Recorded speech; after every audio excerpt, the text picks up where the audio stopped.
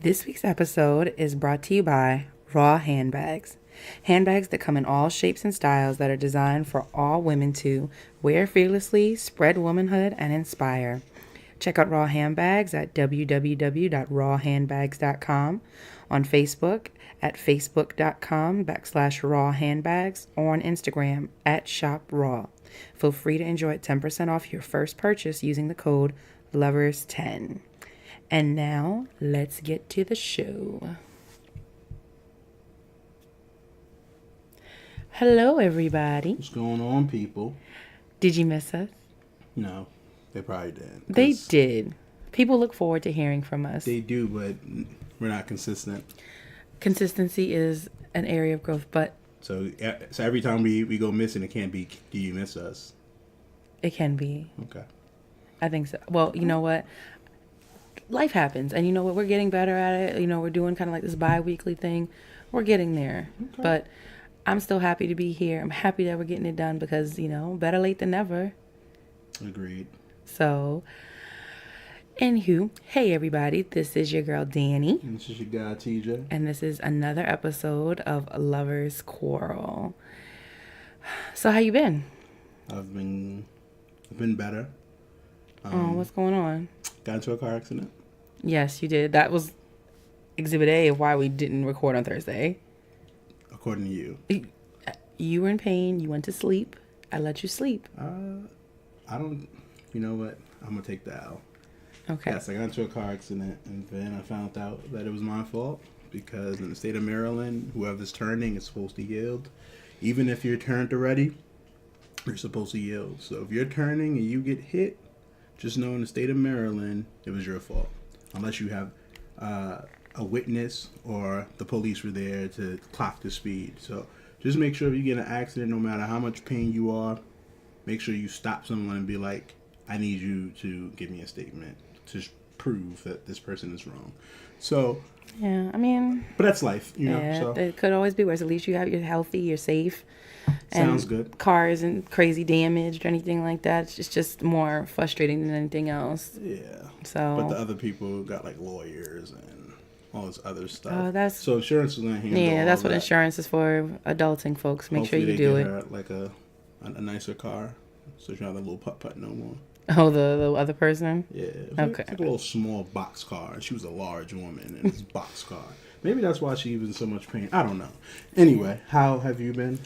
I've been okay. You know, this week has been kind of a week of, you know, emotional ups and downs, realizations about myself and other things. But, you know, I will say that I am glad that I've got you by my side because things would be a lot more difficult if I didn't have you in my corner. So for that, I do appreciate you. And, you know, work is fine. It's just, you know, still dealing with stuff like, you know, dealing with my dad and everything like that. And then also just like school starting back up. So there's that aspect of it. And I'm just trying to make sure that like I am being as diligent as I can be because, you know, you made a good point to me the other day. It's just like, you know, now we have Tatum and I want to be the mom that she can look up to and that she can admire and that she could say, hey, my mom did all of this and still had all this going on and still got it done. But I'd be lying if I didn't say it was hard and sometimes I just wanted to stick my head in the sand. But, you know, you live and you learn and you go on from there. But, you know, I have my health and I can't complain. So I can't complain that much. Got you. So I have two vents. All right. Oh, okay. So you taking over. We're going to jump into the vents of the week. All right. Got you. I'm ready. I'm listening. I don't think I cut you off. You didn't. I just... Your voice. But all right, cool. No. Not at all. So the first one is going to be support. Mm-hmm. There's a lot of people out here who's doing things. And, you know, when I see it, I retweet it. I share it. Just because it's just, you know... Support. Yeah, it takes 15 seconds, if that, to just show somebody love. Show someone that, you know, even if you don't believe in what they're doing, they're trying something different, support it. You know? Mm-hmm. And I just think that we need to do that more as people. Mm-hmm. Like, instead of hating on someone and being like they're not good, maybe tell them they're not good. Not tell them that they're not good, but maybe speak to them. Maybe try to give them pointers. Maybe work with them. Constructive criticism. You know, yeah. But I'm just saying, most people, you know, like there's other podcasts out there. If I see it, I follow them. Same, yeah. I share their information. If I get a chance to listen to it, I give feedback. You know, and I just, it's something that I see. I see a lot of crabs in a barrel. I see a lot of people who don't support, who won't retweet something or post something on IG because of whatever. And I just think it's whack. You know, it takes no time to support somebody. You never know how that one tweet or whatever may help somebody or make somebody feel like, oh, let me continue. You know, reach that one person. Yeah, but that's the first one. And then the second one was Jay-Z was on Van Jones' CNN show. Yeah.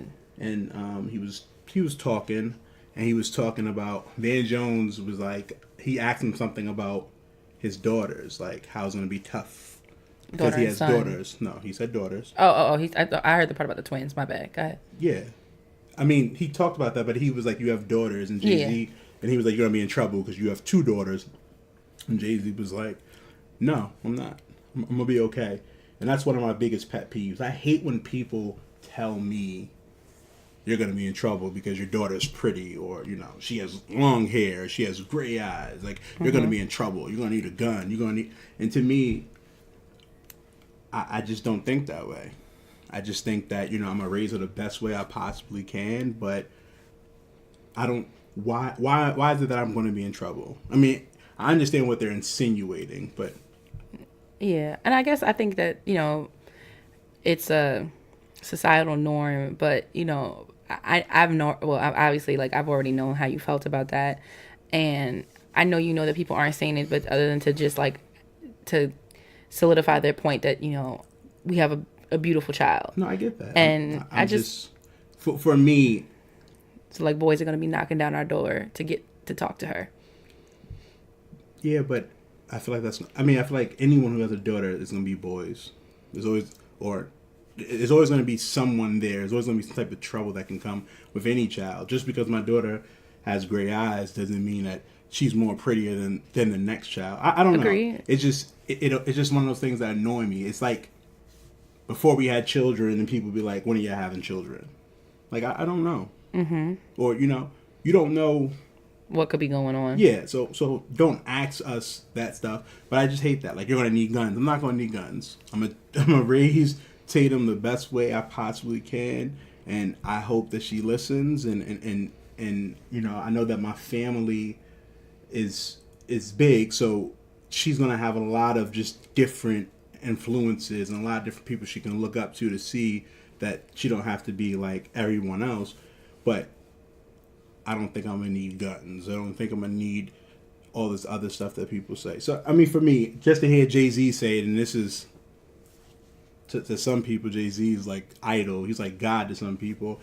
For him to kind of have the same sentiments, it was just like, I really hate when people say that. Like, yeah. I mean, I don't like when people say that, like, you know, girls are like, a lot of times when people have kids, there's these like stigmas that come along with having with girls when they're like, oh, girls are like punishment. Like, oh, for a woman to have a daughter, that means, oh, she's going to be just like how you were growing up. So now you're going to get a taste of your own medicine.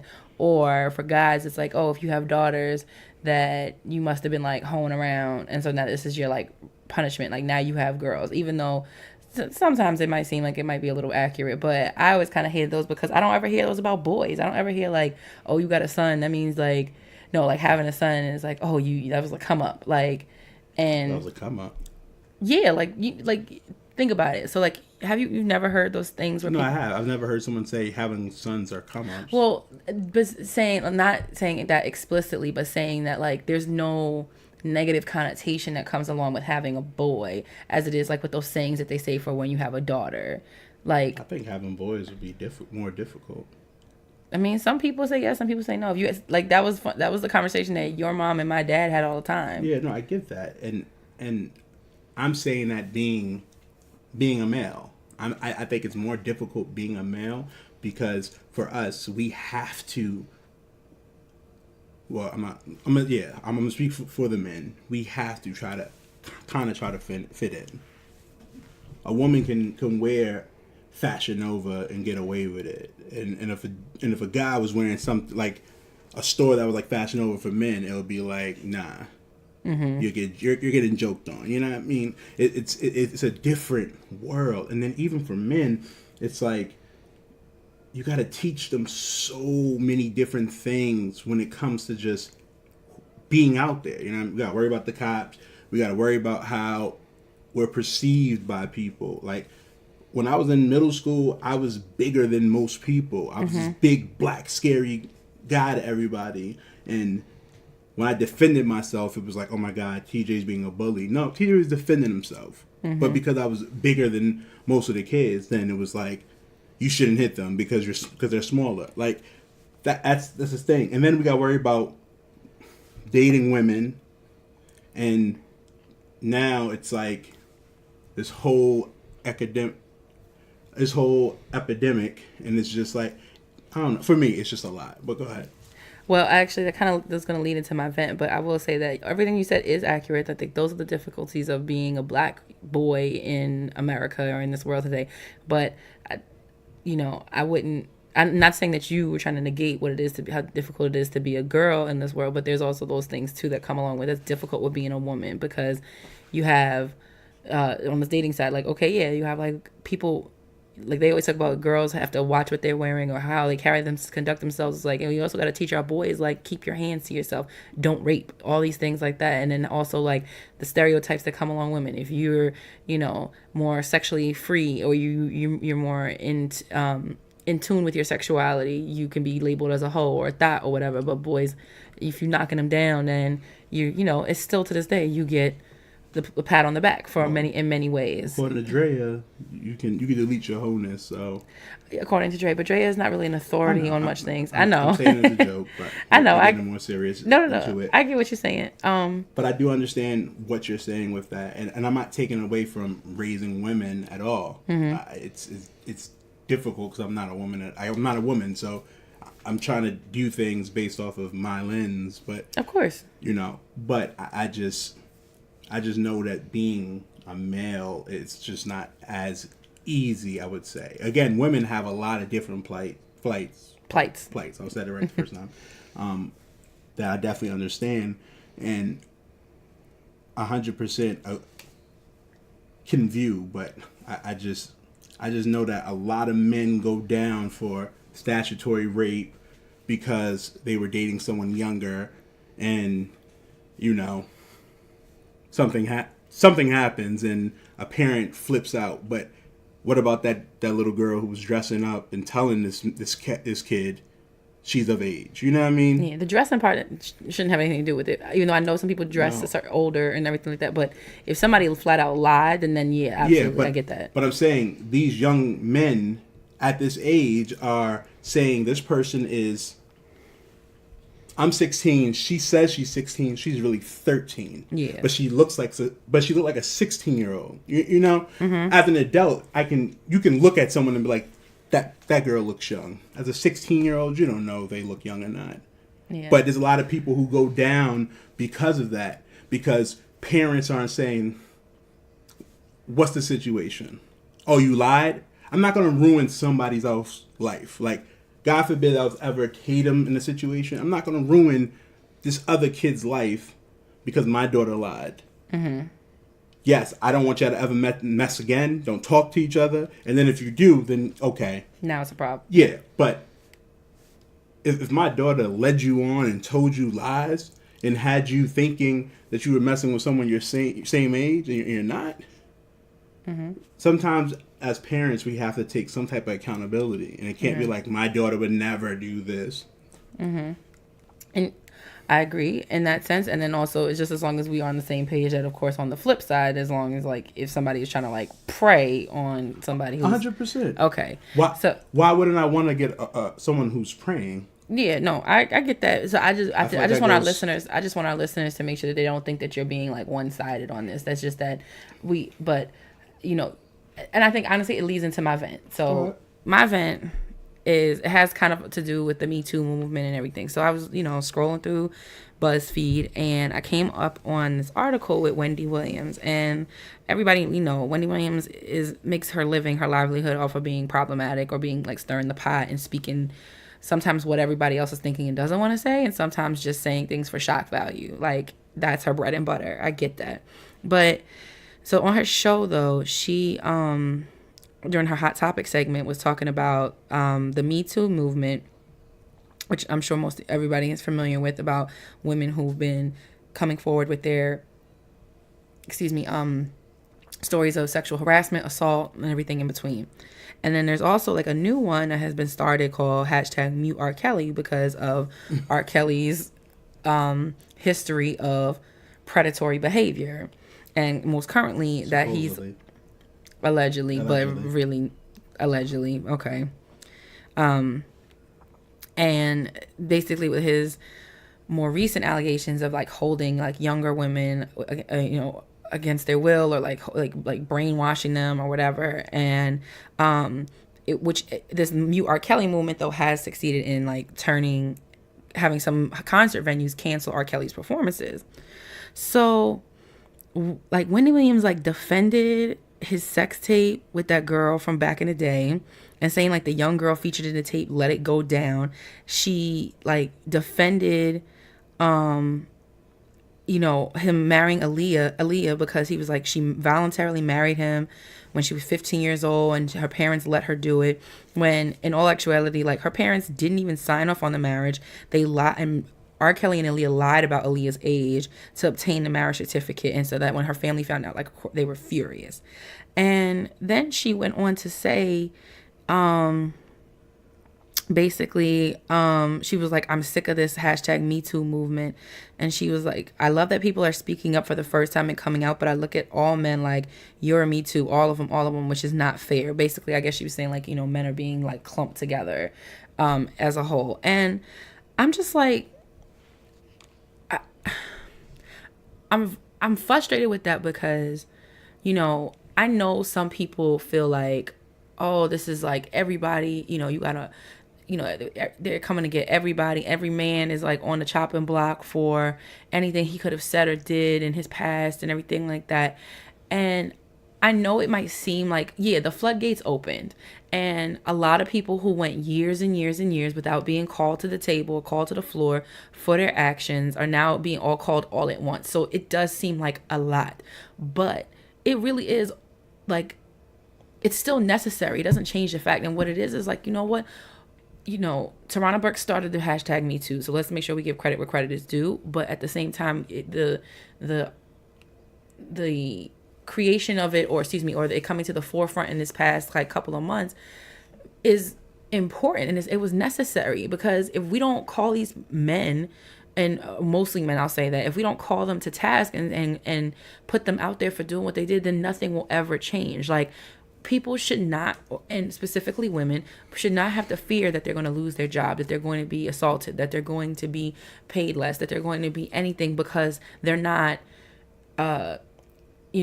acquiescing to the advances of a man who's in power, of a man who is famous, or of a man who, or for whatever reason, because it's just not okay. And so for Wendy Williams to sit and talk about, I'm sick of all of this and the Me Too, you know what?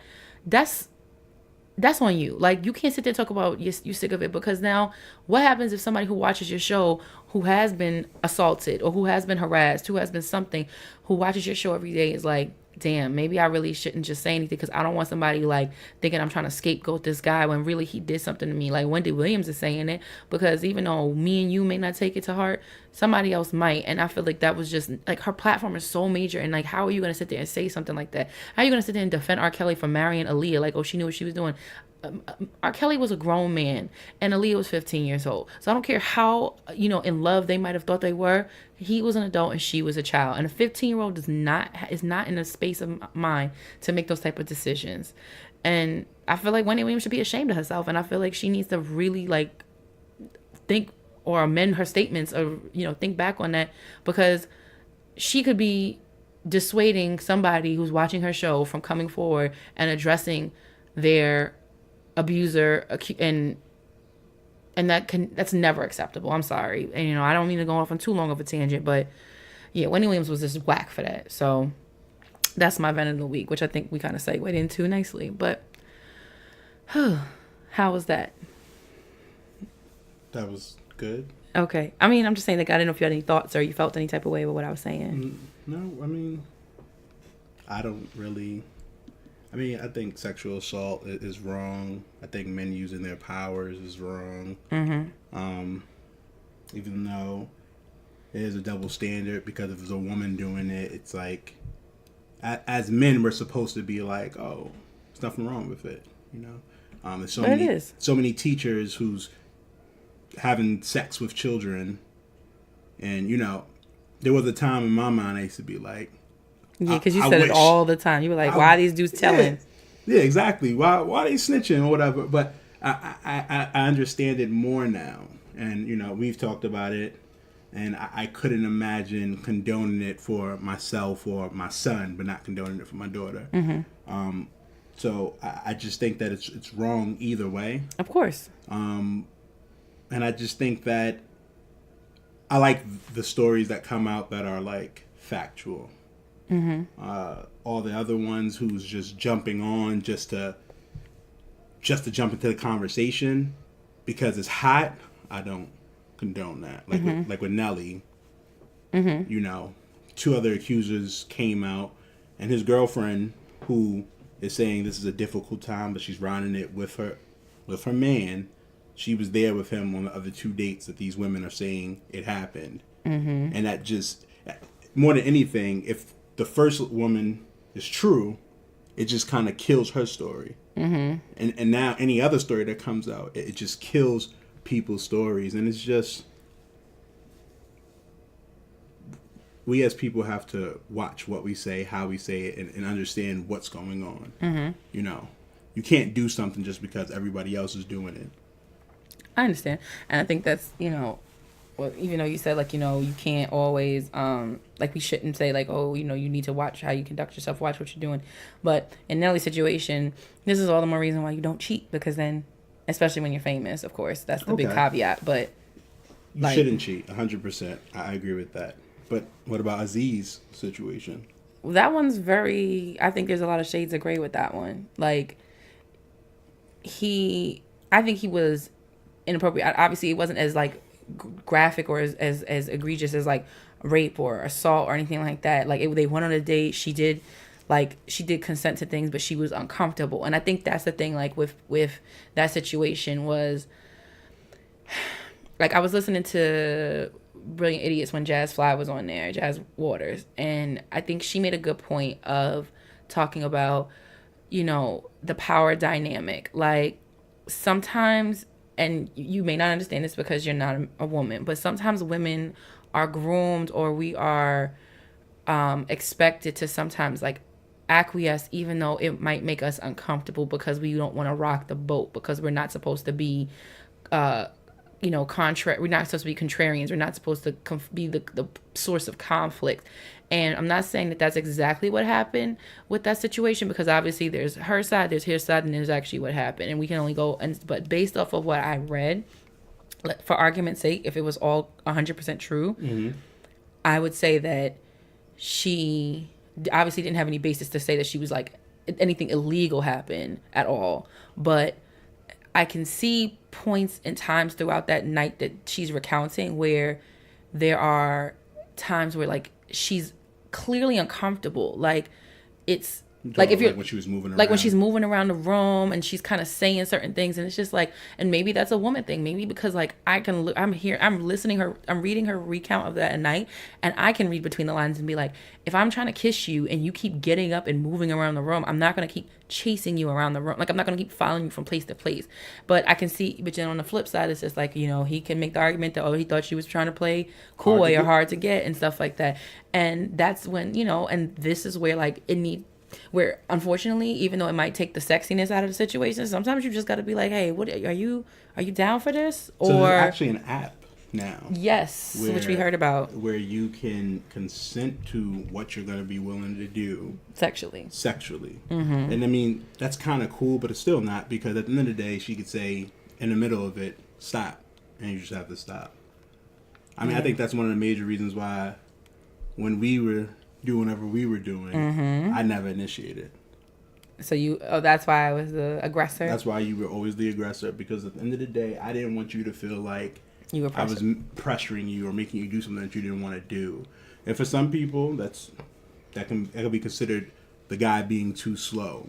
But for me, I don't want that. I don't want anyone to ever say TJ forced them to do something that they didn't want to do or anything crazy like that.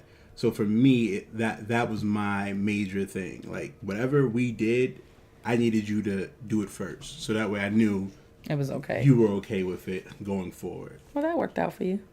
Huh. All right. So now let's go into the tip of the week. Yes. Which Dani has. So let's see what her tip of the week is for relationships. Our tip of the week for all you lovers, couples, situationships out there. In this day and age, it runs rampant, but we gotta tell you, social media sharing of things in your relationship, and at this point it seems like it's such an obvious thing to say, but it still has to be said. Don't spill your feelings on social media when you are in a relationship. Like, on one end, when things are great and you're sharing every little moment and oh, he sent me this. Oh, my good morning text. Oh, she let this, that, and the other. Oh, my woman, my wifey, my home cooked meal.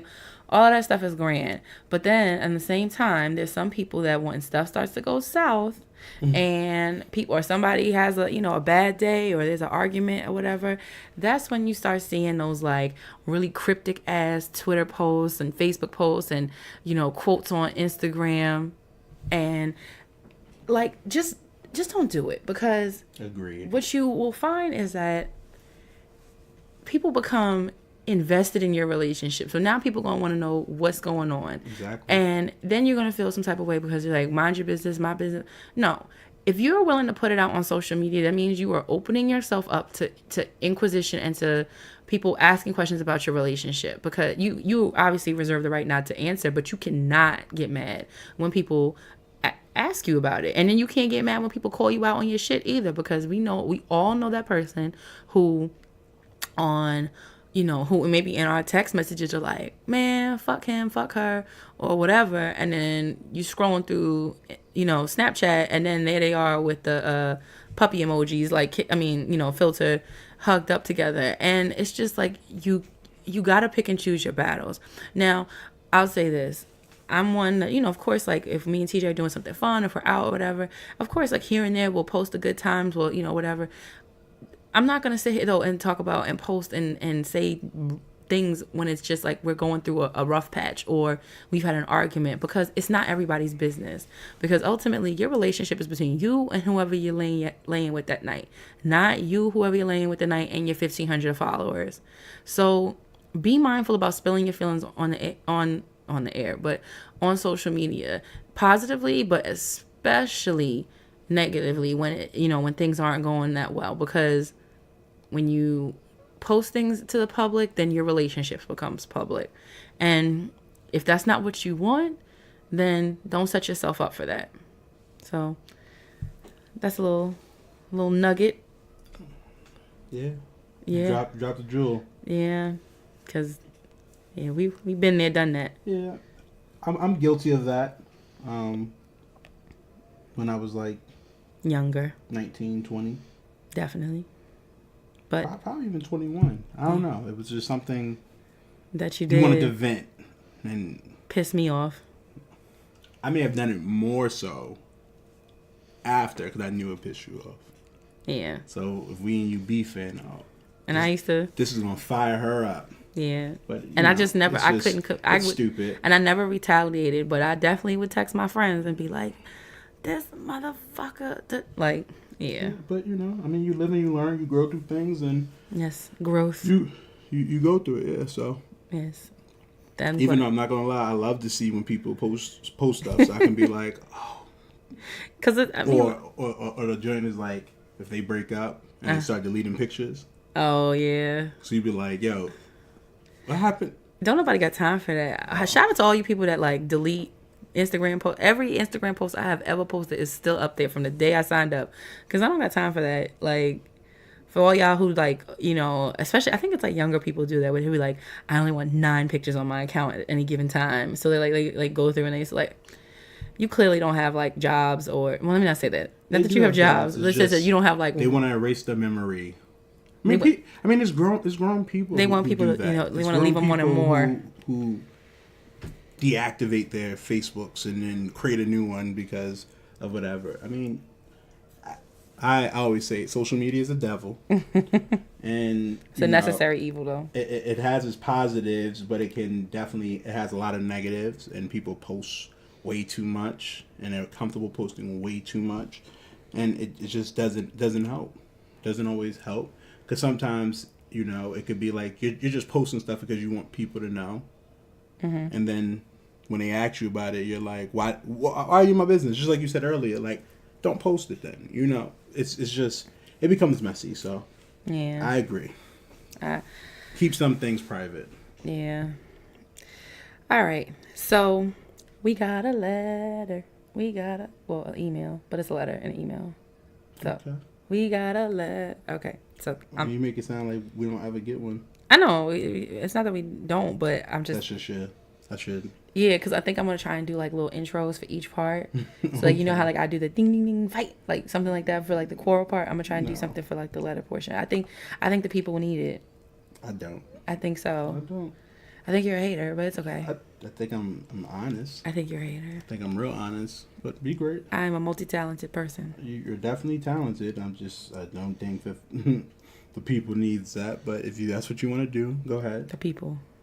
We're going. That's fine. All right. So anyway, this says, "Hey, Dani and TJ, hello. Let me start by saying that I like your show. Thank you. Thank you. And the way you two interact as a married couple. Y'all aren't perfect, facts, but you're real. Facts as well. Thank you very much. So here's my question for you two. My sister is getting married next year to her boyfriend of 2 years, but my issue is that her fiance is just okay to me. I have never been over the moon about him because of how he carries himself. He's not super ambitious, he isn't really interesting, and he's just kind of corny overall. He also has a child from a previous relationship, and while that hasn't been an issue to my knowledge, that's a lot of baggage. I feel that she can do so much better and could be signing up for disaster, or at least boredom. My question to you all is, should I say something or mind my business? Would y'all have married each other if one of you was a cornball?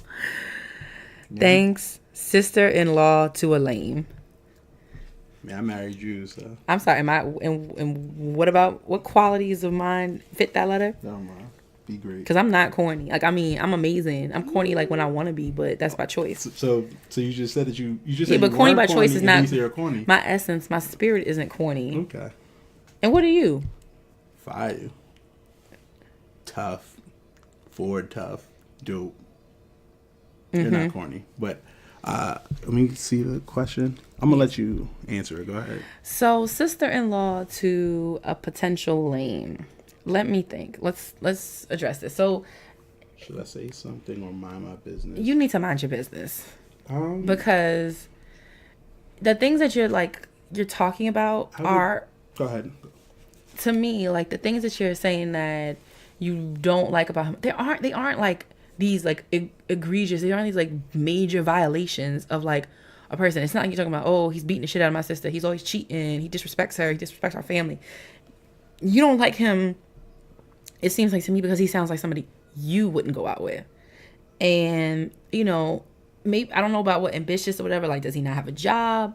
Or if he's working, like, are you saying like he's just not trying to climb like the corporate ladder? Like, what are you talking about with that? And the other thing I'll say is with the whole kid thing, like, if depending how old, you didn't say how old you and your sister were, but if you guys are like in your like late 20s, 30s, like somewhere around there, and you still aren't with somebody, like meeting somebody who has like a child becomes more and more commonplace. So like the fact that he has a kid doesn't necessarily mean that that should be like a deal breaker, because that's just sometimes a reality. I'm gonna go the opposite. She should speak with her sister. Really? And yeah, I mean, if her sister hasn't, if she has an issue with her sister's fiance, she should speak with her sister, because this is going to be their family, and the worst thing you can do is not say something, and now she's subconsciously being rude or subconsciously being an asshole because I really don't like him, but I never said anything. My thing is, you should speak to your sister to say, like, this is how I'm feeling, and let's be able to kind of talk about what that is, because it may be stuff that just because you're not privy to it, you don't understand. Maybe he is ambitious, but don't look like it on the outside.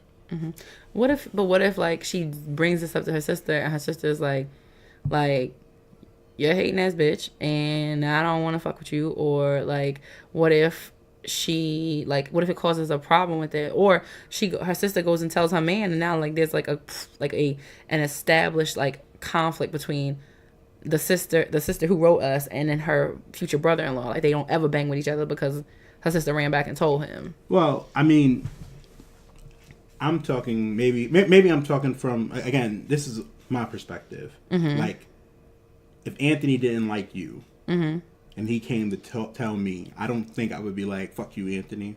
I would listen and then go from there, but that's still your family at the end of the day. Would you tell me what he said? I probably wouldn't. Okay. I mean, I don't think you should, because now I may have venom for you. And now you, the sister, is like, my sister's happy, fuck it. I said what I had to say, and I try to speak to the fiance, and he now he kind of knows. You know what I mean? Yeah. I think sometimes it's some things you share, and sometimes it's something that you don't share. So you think, so she basically, I guess what TJ might be saying, and you correct me if I'm wrong, like, if you do speak to her, you need to know your sister well enough to know whether or not she's going to run back and tell her man. Yeah. Because if it's a conversation that stays between the two of you as sisters, it's one thing. But if maybe you need to go to your sister and say, listen, I need to speak to you sister to sister. Meaning it doesn't leave our circle. But know your relationship, because some, pillow talk is real. No, definitely. But I also think that you shouldn't pillow talk certain things, because something like that isn't as serious as like something that your significant other needs to know. Oh, I agree. So I absolutely agree with that. Would we have married each other if one of you was a cornball? If that's what we liked. At least I'm speaking for me. I can't speak for Dani. No, that's a deal breaker. If the person I liked was a cornball, I would just have to accept them being a cornball. I mean, there's nothing I can do about that to change that. So because of that, if everything else was what I wanted, but she just happened to be a little corny, I'm gonna have to accept it. But me being who I am, I'm just gonna be joking about it, and she's gonna have to accept it. Otherwise, then we probably wouldn't be together. But I don't think. And then even with the question, corniness is different per Relative. person. Yeah. Like what I think is corny may not be what you think is corny, and vice versa. So, go ahead, Dani. And I just feel like I agree with you in that sense, because like, if like you said, corniness or lame, whatever is relative. But like, maybe I want a lame. Maybe I've dated all the, dope, wild, reckless dudes, and now I just want somebody who wants a regular, life, wants to just do regular stuff and not be this extra person. Maybe that's what I want. Or maybe I'm corny too, and that's what I want. I want somebody who's corny together. For some reason, the Paid in Full scene is coming in my head. They didn't say corny though. They didn't say she corny. Boring. But like, but sometimes boring could be assumed to be corny. To me, corny would be like you do something because everybody else is doing it. Like, to me, that's the cornball. Like, people, to me, when you buy Jordans or you buy the newest joint and you wear it as soon as you buy it, to me that's always been corny. Mm-hmm. Because you're not used to having nice things, so you're just let me show people how fly I am. Mm-hmm.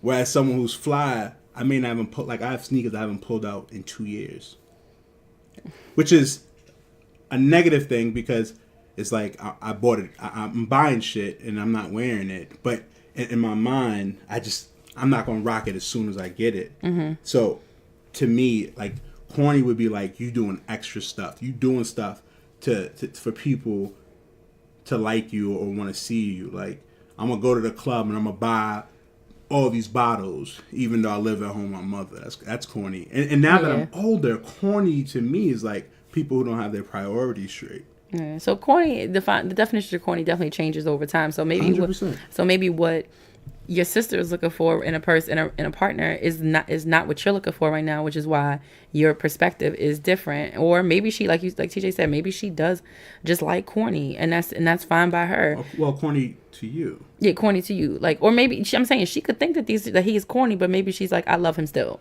She could. I'm just saying, but I mean, we're only getting the sister's perspective. Yeah. So my thing to the sister is, you shouldn't care about how he is, but how he treats your sister.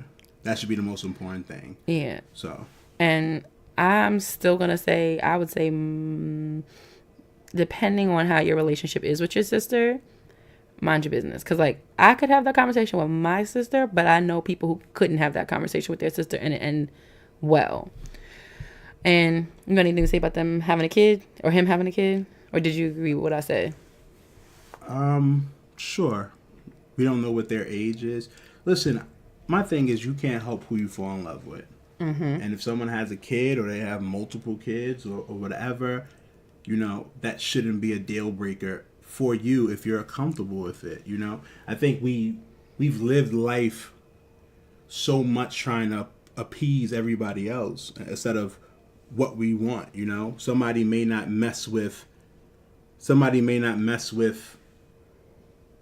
this chick because she has a whole bunch of bodies, mm-hmm. but she may be the perfect person for you. Exactly. And you're going to walk away from her because of her past, and instead of just getting to know who she is. Like, we care so much about what everybody else think that we may block our blessings. So I would just say, sister-in-law to a lame, you should just be happy that your sister's happy. If he's not hurting your sister, and if he's taking care of his responsibilities with his child, and your sister's okay with it, you should be okay with it. Get to know him. Maybe you should go out with your brother-in-law, just you two, or your future brother-in-law, and see how that works. True. So, and on the off chance that you might be hating, just, be happy for your sister. And with that being said, we're going to go ahead and take a quick little break and hear a word from our sponsors. This week's episode is brought to you by Gainz Sports Gear. Embrace the process. Go to GainzSportsGear.com, and that's Gainz with a Z, Gainz sportsgear.com, and use Lovers10 for 10% off your first purchase, so you too can embrace the process. Now, here's back to Lovers Quarrel.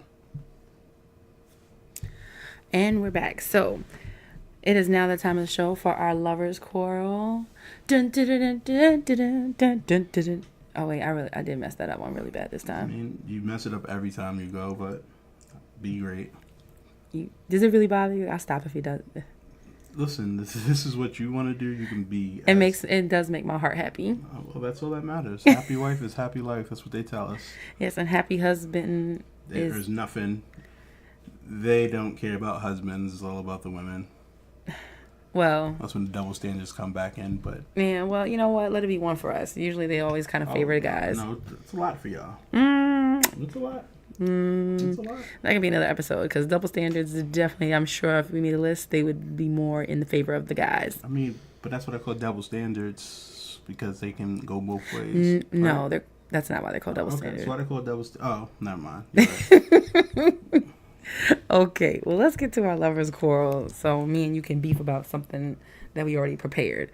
So our Lovers Quarrel this week, lovers, is the division of responsibilities when you're in relationships, because this is an area that has been a years long point of contention for me and TJ, which is like, who does what, how much, how should it work, how do we divide those like household responsibilities, how should we divide just whatever. Women do it all. You're a lie. Whatever it is that you guys have to like divide, basically whatever responsibilities there may be in your relationship, how do you figure out what's equitable? I think is it 50-50? Is it 60-40? Is it 90-10? What is it? That's and tell me what and why. Hit. Why? Because what? Because most people feel like the women should be doing like the chores. Yeah, you sometimes. I mean, I also go by what I saw. Yeah. So I don't think I've expected you to do any of that stuff. 100%. I think there's definitely been expectation. I can't say to what extent, but I feel like there's definitely been expectation. Well, blame my mother. I can't help. But that's why I grew up. I grew up with a woman doing it all. Mm-hmm. And I've never seen my mother say she was tired. I never seen my mother say she couldn't do something. My mother's never told me she couldn't get something done for me. So that's, I think as your child, but what about as a child, even now? But as like, okay, but what did she do? What did she do for your dad? If I came home at midnight right now, I said, "Mom, I'm hungry." She will get up and make something, and maybe because I'm her son, so maybe yeah. That's where it's come from, and I don't think that was my expectation for you per se. Mm-hmm. I thought that you can do like one of the things. If not cook, then maybe clean. If not clean, maybe cook. And then even with that, it was kind of more so like, we can do it together. Let's have a schedule. But you and I don't necessarily thrive when we do stuff together, because like, you have a way of like, I have a way of like, I like doing things, and then you feel like you think that like, because if you're not doing it the way I like it, then I criticize, and then that's most women. I feel like. I just feel like. Well, that's most. I think that's most people. Most people, yeah. I'll say that because there's some men who clean better than women. Absolutely. And I know. And they may clean a certain way, and when a woman try to do it, it's the opposite. So, as couples, what are our strong suits?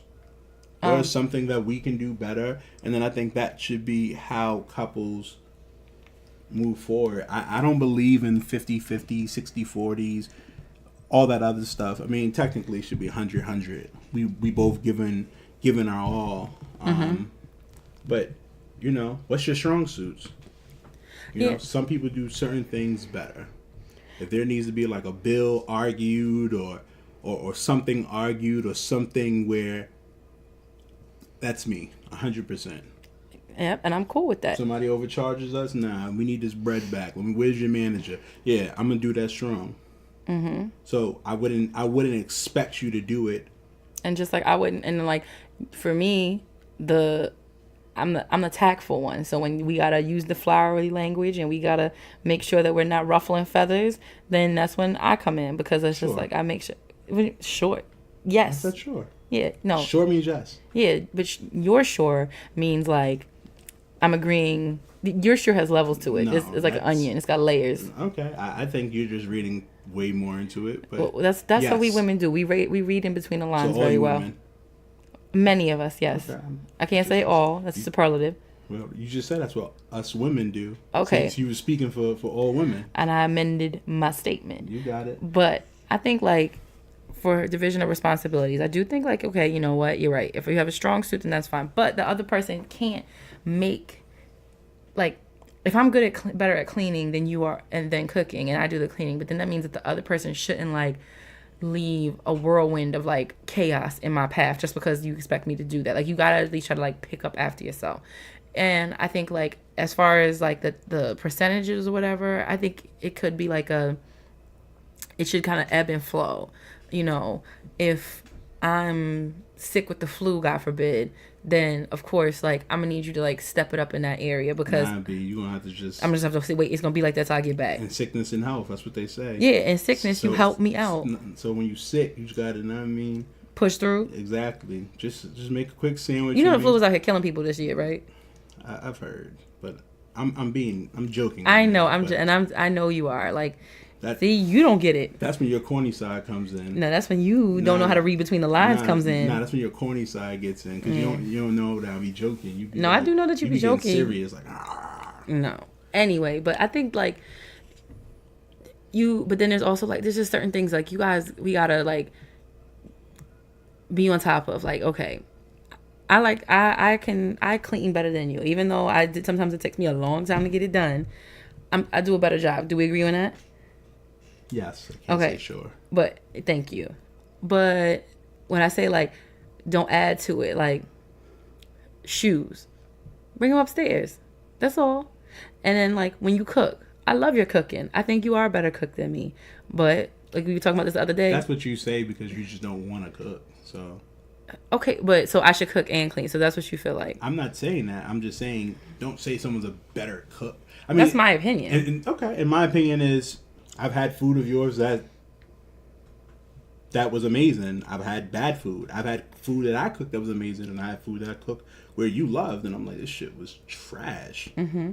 But I don't think that it should be a cop out. Like, well, I think you cook better than me, so you should automatically cook. Okay. Well, I don't think saying I don't know how to clean should be a cop out either.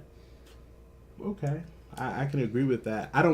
I'm not saying I don't know how to clean, so I'm not going to clean. I'm saying that I know how to clean the way I'm going to clean, and when I do it and then you complain about it, then it's like I shouldn't have just done anything anyway. So because you have a problem with how I did it, then you can do it.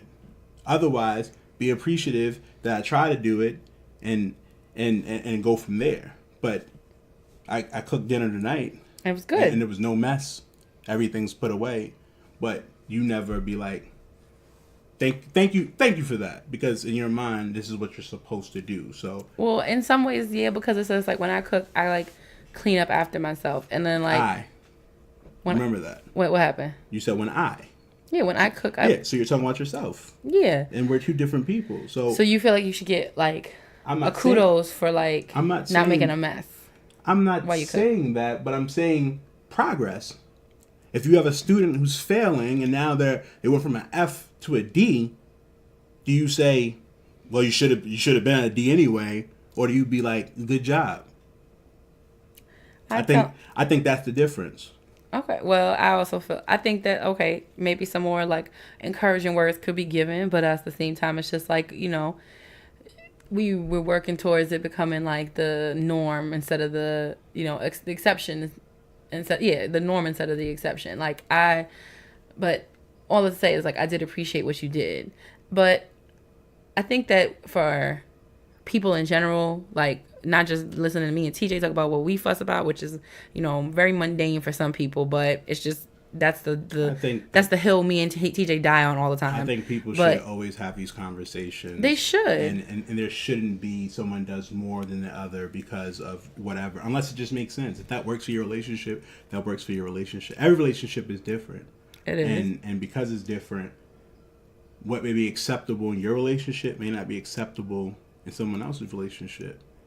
You know, I don't think that there should be a problem with women taking out trash. That's just my idea, and not necessarily taking out trash, but if I grab everything or whatever, or if I'm not there and you packed it up, you can throw it outside like that. Like I don't like when it's like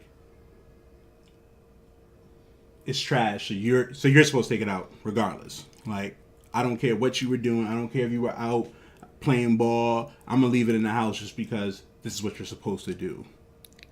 Personally. So would it make a difference if I put it on the outside of the house, or you just feel like if I went around the house and collected it, I should already take it outside? I mean, if you throw it outside, then I can just throw it out there. What I'm trying to say is that sometimes you could say, you know what, I already have it. Let me just throw it out because I'm already doing it. Mm-hmm. He's not here, so I'm just going to do it. Same way how if you're not here and I need to do something, I'm not going to halfway do it and be like, well, Dani typically do it, so I'll let her do it when she gets back. Okay. Well, I feel like then I mean, I think I can understand that. And I just think it needs to be reciprocated, because it's just like you feel like men shouldn't be expected to take out the trash, but it's just like, but women shouldn't be expected to always do the cooking and cleaning. Yeah, but I didn't say that. I expect you to do all the cooking and cleaning. But you started, we started this quarrel with what you saying, like that's what you grew saying up, so that's kind of where your expectations came from, and then because so Yes, I'm saying that originally I wanted you to cook and clean because, well, first off, cleaning was what you did. Like when we was dating, you cleaned my room at 16 years old. Yeah. And I came home and I'm like, where the fuck am I? I've never seen this. And I'm like, You never seen the bottom of your closet, I know. like, hey, Mom, did you clean? No, Danny did it. Oh shit! But that's probably because Danny was like, I'm tired of being in this pigsty. Junky ass room. So, Damn right. all right. So my thing is, sometimes in relationships, you set a standard. Yeah. And then once you set that standard, you can't back away from it. So that's what I'm saying. I think this is perfect that people talk about what their deal breakers are, or as far as responsibilities go. And also, So that way they can be able to know what their expectation is. I don't think it should be a percentage per se, because then you'll be doing tick for tack. what I'll say is this, is that I understand what expectations, but I think that applies when you're like full-fledged like adults, and you're doing those things because, yeah, I cleaned your room one time when I was 16 because I was tired of sitting in the room waiting for you to come back from hooping, and I did that. And I mean, it definitely stuck out in your mind and told me, that's what kind of told you I was a keeper and all that other stuff like that. However, I was 16. I didn't have shit else to do. I was over there killing time, like hanging out or whatever. And so now, like, as life, starts to throw more responsibilities your way, sometimes it does get more difficult. And like the agreement that you and I had talked about before was like, yeah, I clean and you cook, but you don't always cook as much as like you don't 3 square meals a day, or I mean a week or whatever, like for dinner and stuff like that. Definitely cook more than you've cooked. Okay, but it's not. But it's okay. In a relationship life. Okay, and I've cleaned more than you have in our relationship life. So that's where it comes down to. It's just that, like, ultimately, like I said, it's good that people have these conversations, so you know. Yeah, so you won't be. How many years in this relationship are we now? It's 2018. We started dating in 2004. So that's coming on 14 years? Yes, 14 years. Yeah, sorry, math isn't my strong suit. That's his. Aren't you a math teacher or some shit? I teach science. Thank you very much. But you have the math praxis, right? No, I have the You don't? I did the general education. There was a math section, but it wasn't like I took a math praxis. Oh, okay. That you don't get specific on like math content until you do like secondary and up. Oh, okay. And that is not my forte. And but if the school wanted you to teach a math class, then you taught math last year. That's what I meant. I taught math 2 years ago. Okay, whatever. I knew. And I wasn't that good at it. Okay. I did the best I could with what I knew, and I could probably do up to 6th grade math. But be great. It is what it is. But yeah, so going on 14 years. Make sure you have these conversations, because that way you won't be still bickering about it in 14 years from now. But it's still important to know, because you just don't want it to be this like constant point of contention. And we still are, go back and forth about it. And because life is always coming at us from all different sides, and sometimes things just kind of fall by the wayside. And then now, especially with that little human that we love upstairs sleeping right now, sometimes we can only do but so much, because then she needs our attention. But yeah, so division of responsibilities. Like, I don't know if we quarreled as much about this as I thought we would, but I'm glad we talked about it more, because it's always good to have those conversations, and hopefully y'all can learn from us and about what you need to talk to your partners about. And it may not just be like the cooking and the cleaning, but and the trash. It could be, again, it could be a whole bunch of other it could be whatever. Who does the bills? Who does this or whatever? That's one thing that me and you were very easy with. It was like how we like division of the bills and stuff like that. That was never really a point of contention for us. I've seen stuff on Twitter, and people are like, when you're living together, the man should pay the mortgage or rent, and the woman pay all the bills. Yeah. I mean, if that's what works for you, then by all means. But I just don't go into it with an expectation about what's what. And to me, and maybe we can talk about this on another episode, this is a testament to why you should live with somebody before you get married, in my opinion. Maybe that could be next week's quarrel. I definitely agree with that. Well, there won't be a quarrel. We agree with each other. No, we could still argue about it. You may have a different opinion on why you should live together. Okay. Because just because you live with someone doesn't mean that shit is going to be right. Because sometimes people show you their representative and they not really who they really are until they get that ring and they married. And then you really get to see who they are. So. Really? All right. Well, I hope that you guys got something from this episode. I hope you laughed. I hope you learned.